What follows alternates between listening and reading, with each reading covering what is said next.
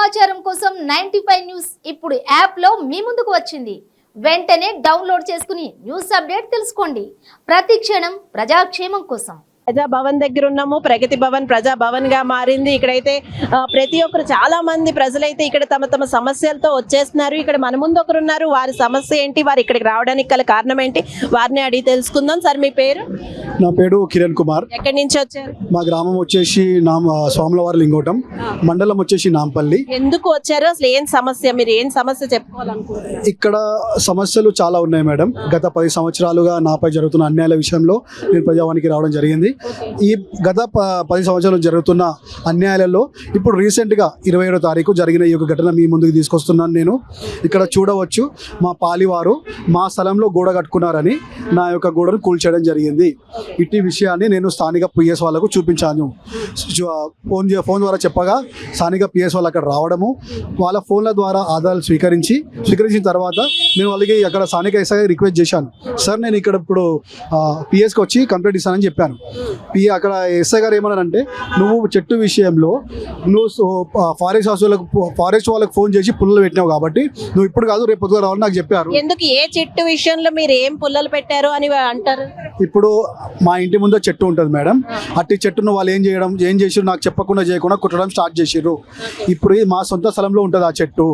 అయితే ఈ విషయంలో నేను వాళ్ళకి అడగడం జరిగింది, ఈ చెట్టు అనేది మా ఇంటి స్థలంలో ఉంది, మా జాగాలో ఉంది, మీరు ఏ విధంగా కొడతారు అని నేను వాళ్ళకు క్వశ్చన్ మాత్రమే అడిగాను మేడం. కానీ దానికి బట్టేసి నన్ను ఇక వాళ్ళు అక్కడ ఆ రోజు పాలి వాళ్ళు ఊరో లేరు, అటు తర్వాత ఊర్లోకి రావడము, ఆ తర్వాత అదే మూమెంట్ నేను అక్కడ పోలీసులకు వెళ్ళడము, పోలీసు వాళ్ళ చెట్టు విషయంలో కంప్లైంట్ ఇవ్వడము, ఫారెస్ట్ వాళ్ళతో మాట్లాడడం జరుగుతున్న విషయంలో మా పాలి వాళ్ళు ఊర్లోకి వచ్చేసి నా యొక్క చెట్టును కూల్చేయడం జరిగింది మేడం. నా యొక్క పారుగూడను కూల్చేయడం జరిగింది. అటు తర్వాత ఆ యొక్క చెట్టు విషయం ఒక్క నిమిషం నేను మీకు చూపిస్తాను. అయితే ఈ పారి కూడా కూలిన తర్వాత ఇప్పుడు ఎప్పుడైతే ఈ ఎస్ఐ గారు అన్నారో నువ్వు రేపు పొద్దుగాల రావాలని చెప్పారో, నేను మార్నింగ్ వెళ్ళాలనుకున్నాను పిఎస్ దగ్గరికి. కానీ పొద్దుగాల 5 గంటల నుంచి మా యొక్క పాలివారు నన్ను తిట్లు స్టార్ట్ చేసింది మేడం. మరి అసలు 10 ఏళ్ళ నుంచి మీకు జరుగుతుంది, అన్యాయం జరుగుతూనే ఉంది అని అన్నప్పుడు మీరు 10 ఏళ్ళ నుంచి ఎందుకు స్పందించలే? ఎవరికి చెప్పారు అసలు మీ గోడు అంతా?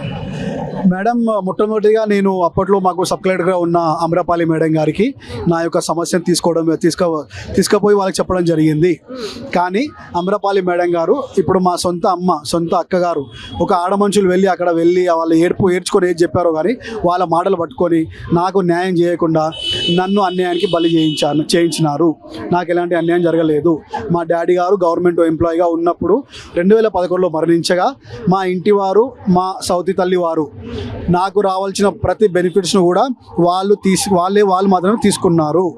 ఇల్లు తీసుకున్నారు, అక్కడ మా డాడీ నుంచి వచ్చిన రిటైర్మెంట్ డబ్బులు తీసుకున్నారు, ఉద్యోగం తీసుకున్నారు, నా ఫింగర్ ప్రింట్ ఫర్జరీ చేసినారు, నా యొక్క సంతకాలు ఫర్జరీ చేసినారు, నాకేమంటారు ఈవెన్ బ్యాంక్ అకౌంట్ కూడా ఫర్జరీగా ఓపెన్ చేయడం జరిగింది.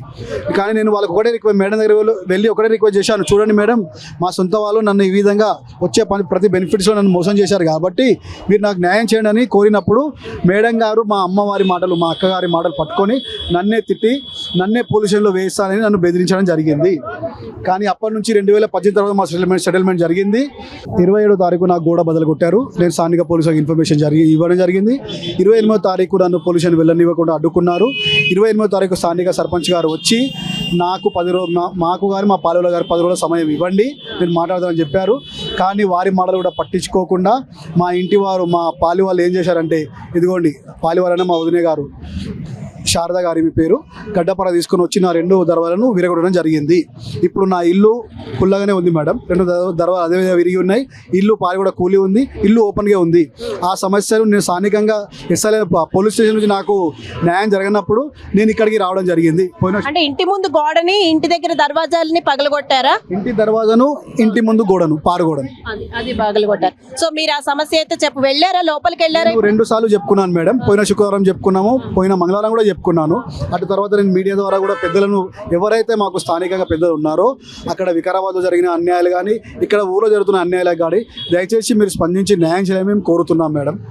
మీకు న్యాయం జరగాలని మేము కూడా కోరుకుంటున్నామండి.